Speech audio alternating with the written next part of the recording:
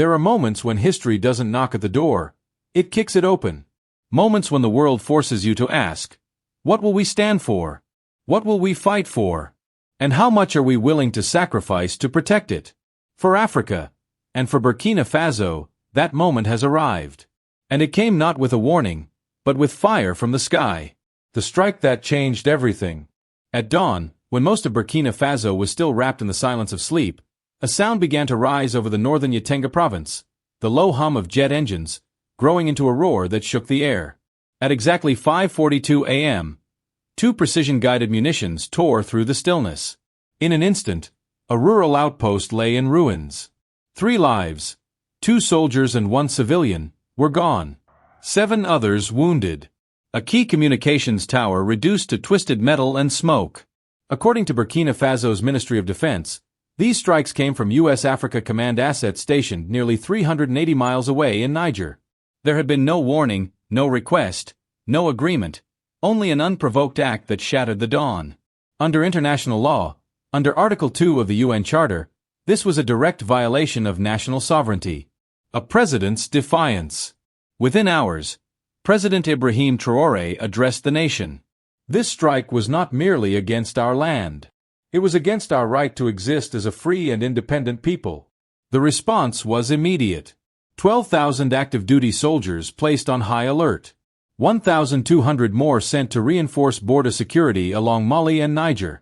Strategic defense points, from Ouagadougou Air Base to Koudougou Garrison, shifted to DEFCON 2 readiness. But what followed was not just a military maneuver, it was the ignition of a national heartbeat. By nightfall, 35,000 citizens filled Revolution Square in Ouagadougou. Flags rose into the air, drums thundered, chants echoed. Our land, our right, our future. Within hours, the phrase had spread across West African social media, dominating feeds from Dakar to Nairobi. Africa responds. This was no longer just Burkina Faso's problem. By the next morning, the shockwaves had reached Addis Ababa. In one of the fastest moves in African Union history, an emergency session was convened. 42 African nations joined a virtual summit. President Traoré appeared via secure link, his image towering on a massive screen. His tone was calm, his words deliberate, but his message left no room for doubt. If the sovereignty of one African nation can be violated without consequence, then none of us are safe. From Mali, Nigeria, and Guinea came swift condemnation. Senegal and Ghana, nations traditionally aligned with U.S. policy, demanded explanations. Across Africa's cities, something unusual happened. Strangers took to the streets for another country's cause. In Bamako, 50,000 marched with Burkinabe flags. In Conakry, a candlelight vigil honored the dead. Even in Nairobi, small but fierce groups protested in solidarity. The global stage heats up.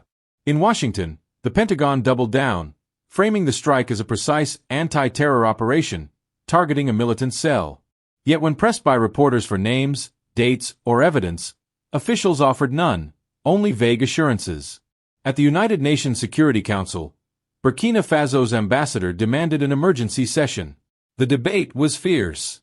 Russia and China condemned the act outright, labeling it modern-day neo-imperialism.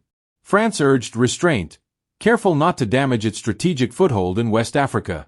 Globally, the narrative fractured. African media made sovereignty the headline. Western outlets leaned on words like regional instability and terror threats. On social media, African voices accused global newsrooms of twisting the story, reframing aggression as protection to justify intervention. A symbol emerges. By week's end, the world could see it. The attempt to intimidate had not only failed, it had ignited something far more powerful. What began as a strike meant to send a warning had transformed Ibrahim Traoré from the leader of a single nation into a living emblem of defiance for an entire continent. Across Africa, his image, often in signature camouflage fatigues, eyes steady, jaw set, circulated on news broadcasts, posters, and social media feeds. Polling reflected the shift.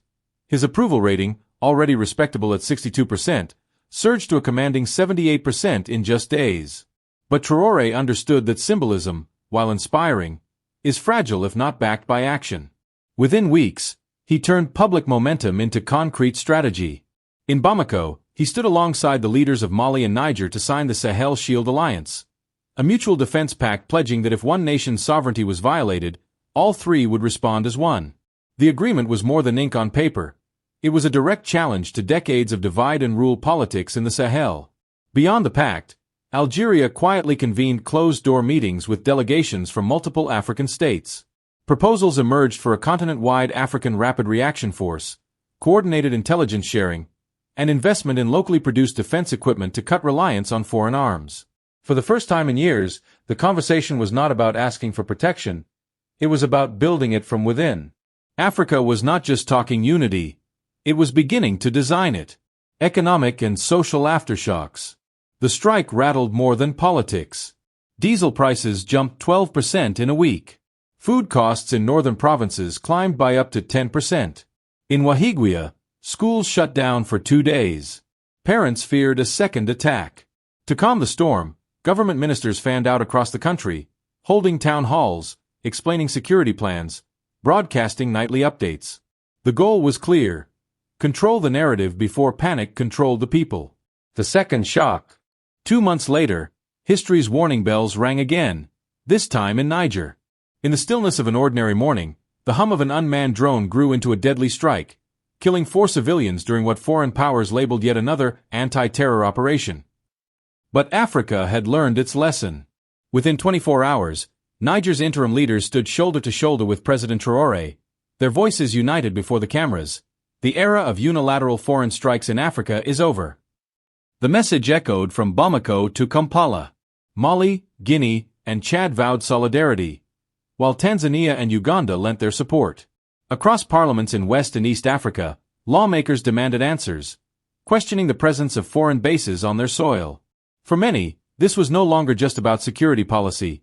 It was about reclaiming control over Africa's skies, its land, and its future. Shifting the balance. For decades, African leaders who resisted Western military dominance often faced isolation, sanctions, or worse. But now, the tide was turning, not in whispers, but in declarations broadcast live.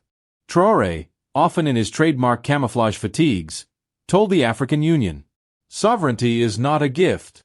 It is a responsibility, and it belongs to those willing to defend it." His words weren't just speeches. His government reworked mining contracts to keep gold and manganese profits inside Africa.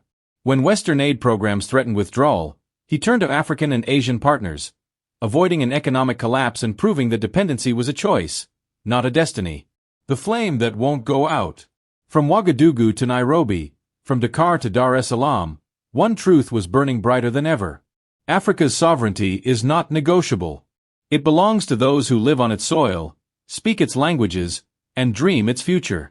Burkina Faso's fight is far from over. Pressures will mount. Challenges will multiply. But the spirit awakened here cannot be put back to sleep. As Traoré himself declared, "We do not ask permission to be free.